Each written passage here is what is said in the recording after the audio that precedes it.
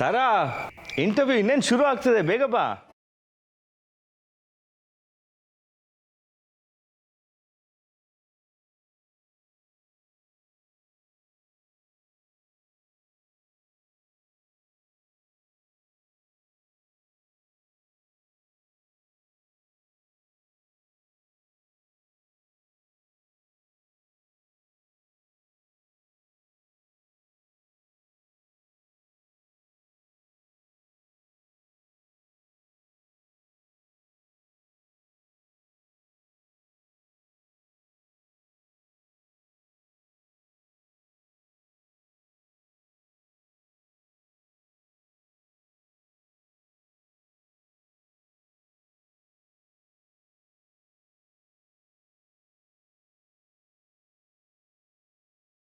Baby, ರಿಷಿಗೆ ಕಾಲ್ ಮಾಡು. ಯಾಕೆ ma'am, ನನ್ನ ಫೀಲಿಂಗ್ಸ್ ಎಲ್ಲ ಹೇಳ್ಕೊಂಡು ಅಳ್ಬೇಕಾ? ನೋ ಮಾಮ್, ನಂಗೆ ತುಂಬ ಭಯ ಆಗ್ತಿದೆ. ಇವತ್ತು ಬೇರೆ ಆ ರಿಷಿ ಕಮಲಿ ಜೊತೆ ಮನೆಗೆ ಹೋದ. ಅವನು ನನ್ನ ಮತ್ತು ಕಮಲಿ ಮಧ್ಯೆ ಎಲ್ಲ ಸರಿ ಹೋಯ್ತು ಅಂತ ಹೇಳ್ಬಿಡ್ತಾನೋ ಅಂತ ಭಯ ಆಗ್ತಿದೆ. ಶೋ, ಮತ್ತೆ ಅದೇ ರಾಗ ಅದೇ ಹಾಡು ಹಾಡಬೇಡ ಪ್ಲೀಸ್ ಬೇಬಿ. ನೀನು ರಿಷಿಗೆ ಫೋನ್ ಮಾಡಿ ಕಮಲಿ ಇಂಟರ್ವ್ಯೂ ಟಿ ವಿಲಿ ಬರುತ್ತೆ ನೋಡು ಅಂತ ಹೇಳು. ಹಾಂ,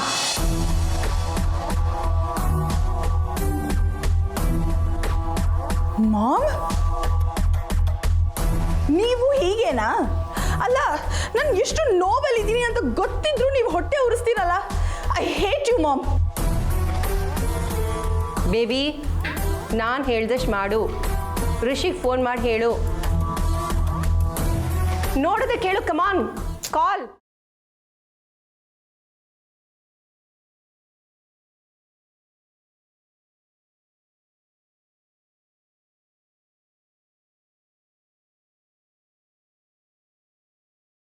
ಹೇಳನಿಕಾ. ಹಾಯ್ ರಿಷಿ, ಇವತ್ತು ಕಮಲಿ ಇಂಟರ್ವ್ಯೂ ಟಿ ವಿಯಲ್ಲಿ ಬರುತ್ತೆ, ನೋಡು. ಓ, ಥ್ಯಾಂಕ್ ಯು. ಈಗಲೇ ನೋಡ್ತೀನಿ. ಹಾಂ.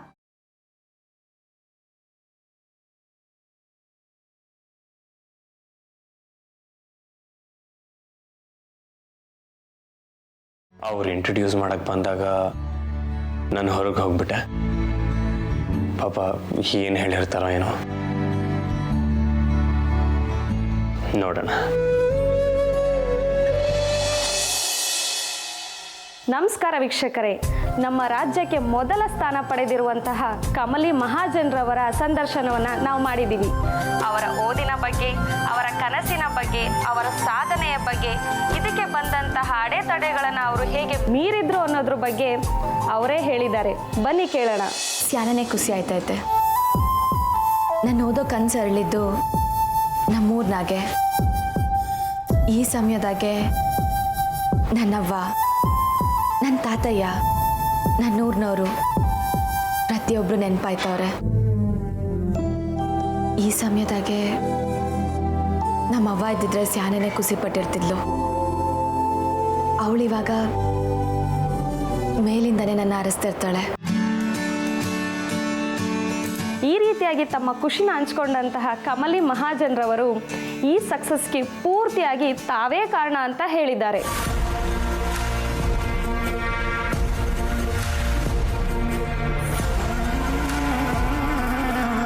ನನಗೆ ಯಾರೂ ಸಪೋರ್ಟ್ ಮಾಡಿಲ್ಲ. ಮದುವೆ ಆದಮೇಲೆ ಗಂಡನ ಮನೇಲಿದ್ದು ಓದೋದು, ಕಾಲೇಜ್ಗೆ ಹೋಗೋದು ಎಲ್ಲ ಹುಡುಗಿರಿಗೂ ಒಂದು ಸವಾಲು. ನನಗೂ ಇದು ಸವಾಲೇ ಆಗಿತ್ತು. ನಾನು ತುಂಬ ಕಷ್ಟಪಟ್ಟು ಓದ್ತಾ ಇದ್ದೆ ಅಂತ ತಮ್ಮ ನೋವನ್ನು ಹೇಳಿಕೊಂಡಿದ್ದಾರೆ.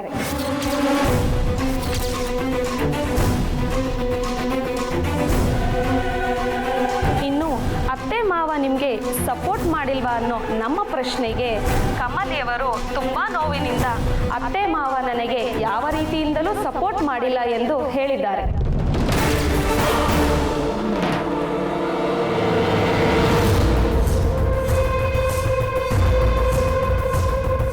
ನಾನು ಕಾಲೇಜ್ಗೆ ಹೋಗೋದೇ ಅವ್ರಿಗಿಷ್ಟ ಇರಲಿಲ್ಲ. ಆದರೂ ತಾನು ಯಾವುದನ್ನೂ ಕೇರ್ ಮಾಡದೆ ವಿದ್ಯೆನೇ ದೊಡ್ಡದು ಅಂತ ಮನೇಲಿ ಎಲ್ಲರೂ ಎದುರಾಕೊಂಡು ಕಾಲೇಜ್ಗೆ ಹೋಗಿ ಚೆನ್ನಾಗಿ ಓದಿ ಇವತ್ತು ಈ ಸಾಧನೆ ಮಾಡಿದ್ದೀನಿ ಅಂತ ಸ್ವತಃ ಕಮಲಿ ಅವರೇ ಹೇಳಿದ್ದಾರೆ ವೀಕ್ಷಕರೇ.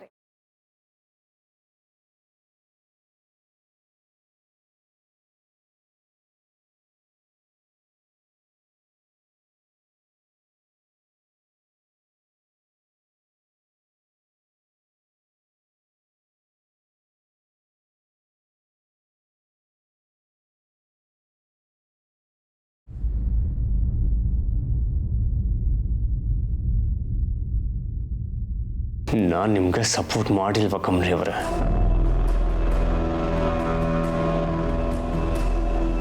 ಕೊನೆಗೂ ನಿಮ್ಮ ಬುದ್ಧಿ ತೋರಿಸ್ಬಿಟ್ರಲ್ಲ.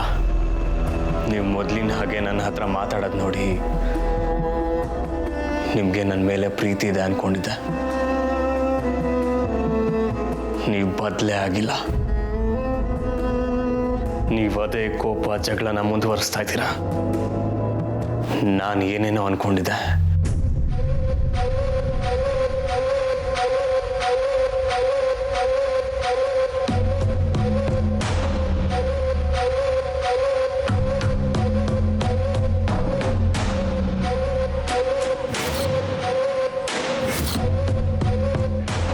ಎಲ್ಲ ಸರಿ ಹೋಗಿದೆ ಅಂತ ಅನ್ಕೊಂಡಿದ್ನಲ್ಲ ಕಮಲಿ ಅವರ.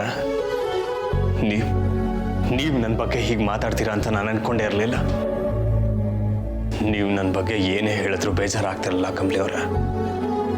ಹೆಜ್ಜೆ ಹೆಜ್ಜೆಗೂ ನಿಮಗೆ ಸಪೋರ್ಟ್ ಮಾಡ್ಕೊಂಡು ಬಂದ್ನಲ್ಲ. ನನ್ನ ಬಗ್ಗೆನೇ ನೀವು ಹೀಗೆ ಹೇಳಿದ್ದೀರಾ ಅಂದರೆ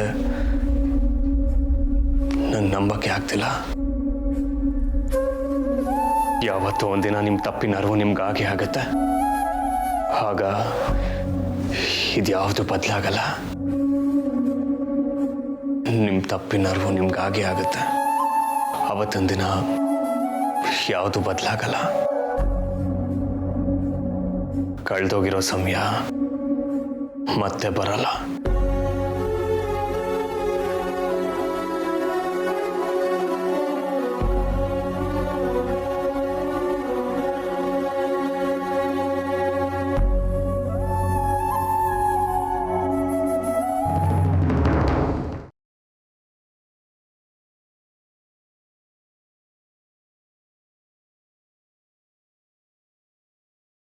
ಮೈ ಗಾಡ್ ಮಾಮ್, ನೀವು ಇದನ್ನೆಲ್ಲ ಮಾಡಿದ್ರಾ? I didn't even realise mom. ನಾನೇನೋ ಕಮಲಿ ಇಂಟರ್ವ್ಯೂನ ನೋಡಿ ಮತ್ತೆ ಹೊಟ್ಟೆ ಉರ್ಕೋಬೇಕು ಅಂತ ಅನ್ಕೊಂಡಿದ್ದೆ. ಬಟ್ ನಿಮ್ಮ ಪ್ಲಾನ್ ಗೊತ್ತಿಲ್ಲದೆ ಸುಮ್ಮನೆ ಕಣ್ಣೀರು ಹಾಕ್ಬಿಟ್ನಲ್ಲ ಮಾಮ್. ಅದಕ್ಕೆ ಹೇಳೋದು ಸ್ವಲ್ಪ ಕಾಯಬೇಕು ಅಂತ. ಅಷ್ಟೊಂದು ಕಣ್ಣೀರು ವೇಸ್ಟ್ ಮಾಡೋ ಬದಲು ಅದನ್ನು ಹಾಗೆ ಇಟ್ಕೊಂಡಿದ್ದಿದ್ರೆ ಇನ್ನು ಯಾವತ್ತೋ ರಿಷಿ ಮುಂದೆ ಡ್ರಾಮಾ ಆಡೋದಕ್ಕೆ ಯೂಸ್ ಆಗ್ತಿತ್ತಲ್ವಾ. ನೀನು ಒಂದೊಂದ್ಸಲ ತುಂಬ ಓವರ್ ರಿಯಾಕ್ಟ್ ಮಾಡಿಬಿಡ್ತೀಯ. ಓ ಗಾಡ್ ಮಾಮ್, ನನಗೇನು ಗೊತ್ತು ನೀವಿಂಥ ಪ್ಲ್ಯಾನ್ ಮಾಡಿದ್ದೀರಾ ಅಂತ.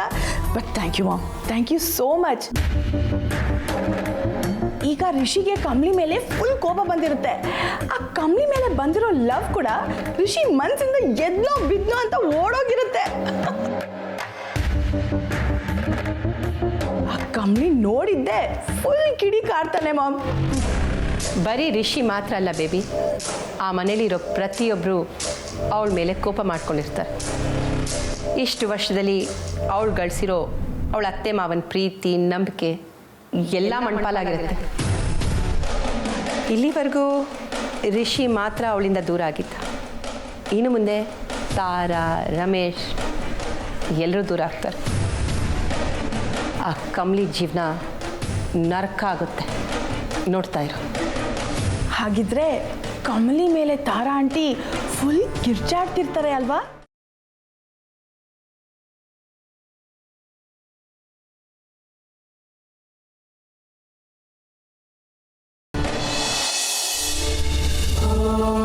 ಅತ್ತೆಮ್ಮ, ಇದ್ಯಾವುದು ನಂಗೆ ಗೊತ್ತಿಲ್ಲ ಅತ್ತೆಮ್ಮ. ಇದನ್ನ ಯಾವುದು ನಾನು ಮಾತಾಡೋ ಇಲ್ಲ. ಮಾವಯ್ಯ, ದಯವಿಟ್ಟು ನನ್ನ ತೆಪ್ಪು ತಿಳ್ಕೊಬೇಡಿ. ಅವರು ಯಾಕೆ ಹಿಂಗೆಲ್ಲ ತೋರಿಸ್ತವ್ರು ನನಗಂತೂ ಅರ್ಥ ಆಯ್ತಿಲ್ಲ. ನಾನು ಹೇಳಿರೋದೇ ಒಂದು, ಅವ್ರು ತೋರಿಸ್ತಿರೋದೇ ಇನ್ನೊಂದು. ಅತ್ತೆಮ್ಮ. ಕಮಲಿ, ನೀನೇನು ಅಂತ ನಮಗೆ ಗೊತ್ತಿಲ್ವಾ ಅಮ್ಮ? ನಮಗೆ ಅರ್ಥ ಮಾಡಿಸೋದಕ್ಕೆ ನೀನು ಇಷ್ಟೊಂದು ಒದ್ದಾಡಬೇಕಾ?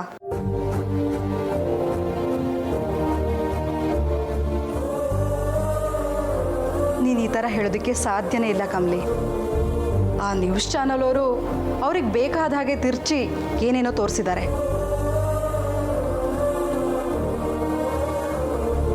ಹೌದಲ್ವ ತಾರ, ನನಗೂ ಹಾಗೆ ಅನ್ನಿಸ್ತು. ಎಲ್ಲರೂ ಗಮನಿಸಿದ್ರ? ಮೊದಲು ಒಂದೆರಡು ಮಾತು ಮಾತ್ರ ಕಮಲಿ ಆಡಿರೋದೆ, ಆದರೆ ಆಮೇಲಿಂದೆಲ್ಲ ಅವ್ರ ಕಟ್ಕತೆ ಅಂತ ನನಗೂ ಅನಿಸ್ತು. ಕಮಲಿ, ನೀನು ಯಾಕೆ ಅಳ್ತೀಯ? ನಿನ್ನ ಬಗ್ಗೆ ನಾವು ಯಾರೂ ತಪ್ಪು ತಿಳ್ಕೊಳ್ಳಲ್ಲ. ಅದು ಅಲ್ಲದೆ ನೀನು ಹೇಳಿದ್ದೇ ನಿಜ ಆಗಿದ್ರೆ ಅವ್ರು ಅದನ್ನ ಟೆಲಿಕಾಸ್ಟ್ ಮಾಡ್ಬೋದಾಗಿತ್ತಲ್ಲ. ನೀನೇನು ಅಂತ ನಮಗೆ ಗೊತ್ತಿರುವ ತಂಗ್ಯವ, ಇವಕ್ಕೆಲ್ಲ ತಲೆ ಕೆಡಿಸ್ಕೊಬೇಡ, ಬಿಟ್ಟಾಕು.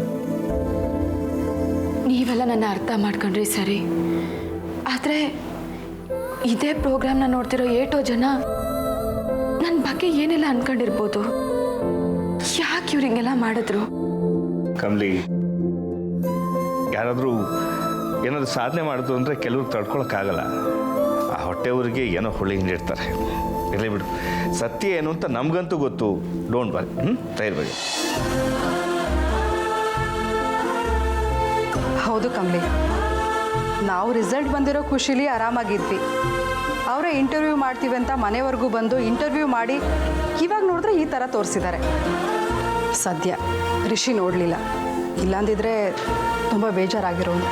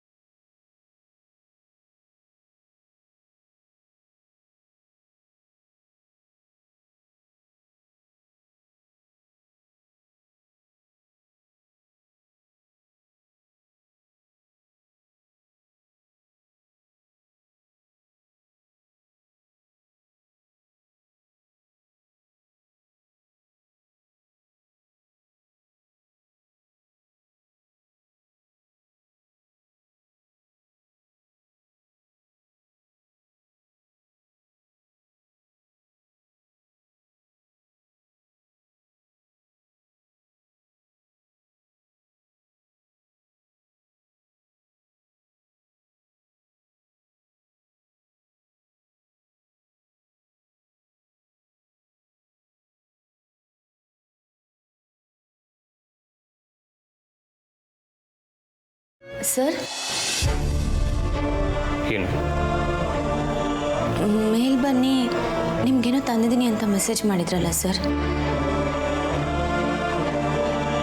ಆ ಥರದ್ದೇನಿಲ್ಲ, ನಂಗೆ ನಿದ್ದೆ ಬರ್ತಿದೆ, ನಾಳೆ ಕ್ಲಾಸ್ ಇದೆ, ನಾನು ಮಲ್ಕೋತೀನಿ.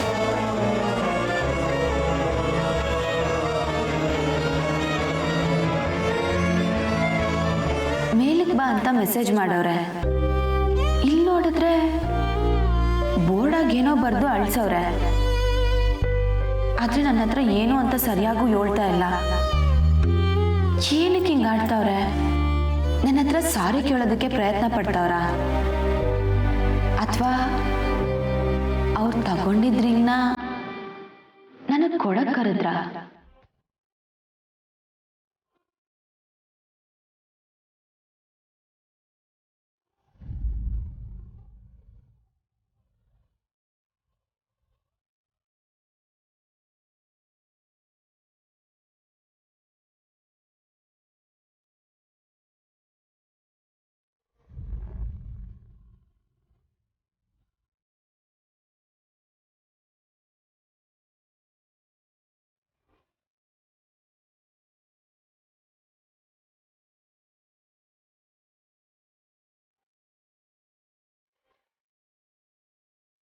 ಸರ್, ಇದು ನನಗೋಸ್ಕರನೇ ತಾನೇ ತಂದಿರೋದು, ಮತ್ತೆ ತೊಡ್ಸಿ sir.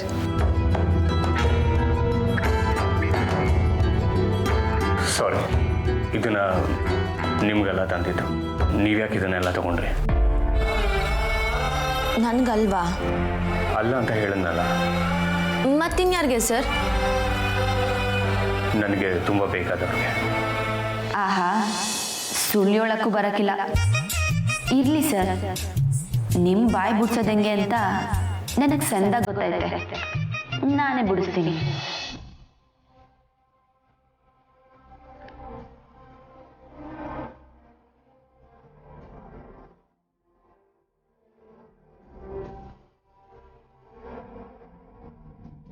Good night. Good night sir. ನಾನು ನೋಡ್ತೀನಿ ಸರ್, ಉಂಗ್ರ ಪೆಟ್ಟಿಗೆಯಿಂದ ನನ್ನ ಬೆರಳಿಗೆ ಯಾವತ್ತು ಬತ್ತೈತೆ ಅಂತವ.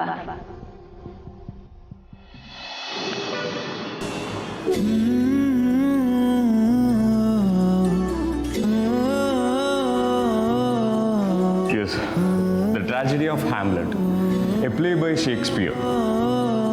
Often shortened by Hamlet, this is a tragedy written by William Shakespeare.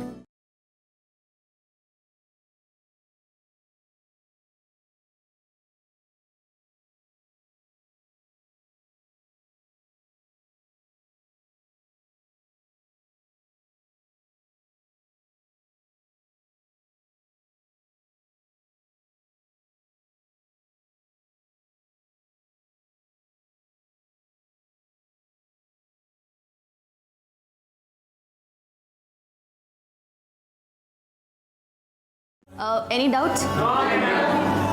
ಸರಿ, ಇವತ್ತಿಗೆ ನಿಮ್ಮ ಕ್ಲಾಸಸ್ ಮುಗೀತು. The story of Shakespeare is preserved from 13th century, and this is the thing what we are learnt in this class. Okay, please read this oftenly, and ನಿಮ್ಗೆ ಏನೇ doubt ಇತ್ತು ಅಂತ ಹೇಳಿದ್ರು ನನಗೆ ನೆಕ್ಸ್ಟ್ ಕ್ಲಾಸಿಗೆ ಕೇಳ್ಬೋದು. Yes, good.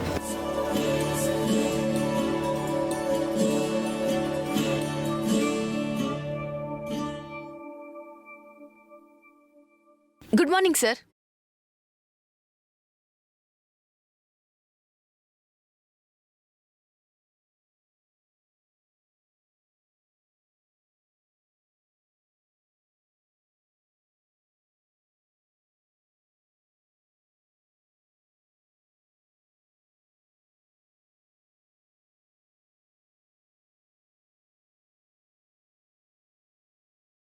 ಸರ್, ನಾನು good morning ಅಂದರೆ ಮುಖ ಸಿಂಡಿಸ್ಕೊಂಡು ಗುಡ್ ಮಾರ್ನಿಂಗ್ ಅಂತೀರಾ. ಅದೇ ಆನಿಕಂತವ ಹಲ್ ಕಿಸ್ಕೊಂಡು ಮಾತಾಡ್ತೀರಾ ಅಲ್ವಾ? ನನಗೆ ಹೊಟ್ಟೆ ಉರ್ಸೋದಕ್ಕೆ ಹಿಂಗೆ ಮಾಡ್ತಿದ್ದೀರಾ ನೀವು?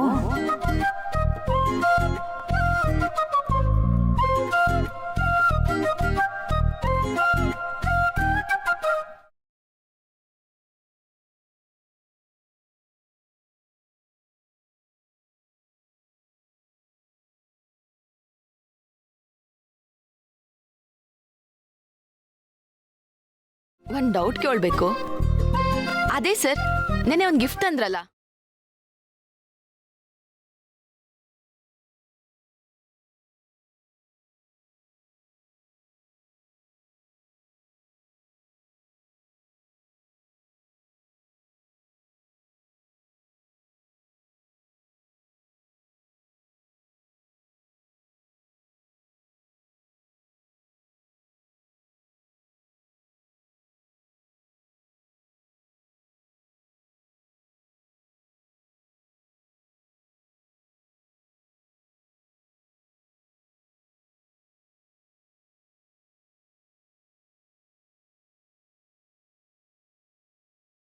ಆ ಉಂಗ್ರನ ಯಾರಕ್ಕೆ ತಂದಿದ್ದೀರಾ ಅಂತ ಇವಾಗ ಅರ್ಥ ಆಯ್ತು ಸರ್.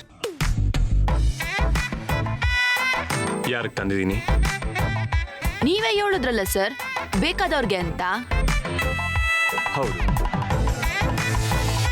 ಅದ್ಯಾರು ಅಂತ ಮಾತ್ರ ನೀವು ಹೇಳೋಕ್ಕಿಲ್ಲ. ಯಾಕೆ ಸರ್, ನಾಚಿಕೆನಾ? ನನಗೆ ಯಾಕೆ ನಾಚಿಕೆ? ಇವ್ರಿಗೆ ಅಂತ ಏನಿಲ್ಲ. ಆನಿಕಾಗೆ.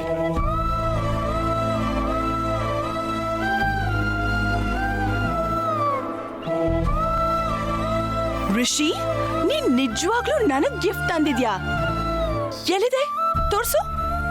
ಅದು ಮನೇಲಿದೆ. ಅಯ್ಯೋ ಪಾಪ, ಅನಿಕಂಗೆ ಅಂತ ಗಿಫ್ಟ್ ತಕೊಂಬಂದು ನೀವ್ ಅದನ್ನ ಅವಳು ಕೊಡ್ಬೇಕಲ್ವಾ ಸರ್? ಮರ್ತ್ ಬಿಟ್ರಾ?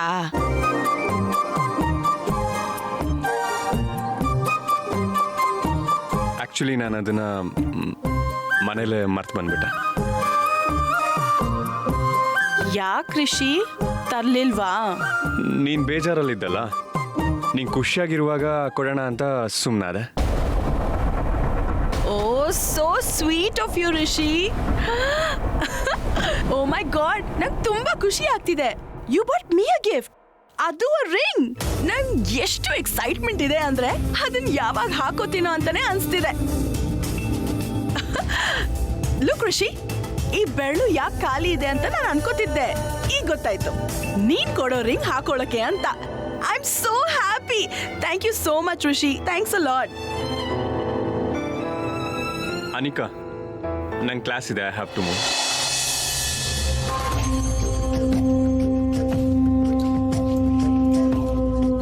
ರಿಷಿ, ನೀನ್ ನನ್ಗೋಸ್ಕರ ಗಿಫ್ಟ್ ತಂದಿದ್ಯಾ ಅಂದ್ರೆ ನಿನ್ಗೆ ನನ್ನ ಮೇಲೆ ಲವ್ ಇದೆ ಅಂತ ಅರ್ಥ. And I love you too Rishi.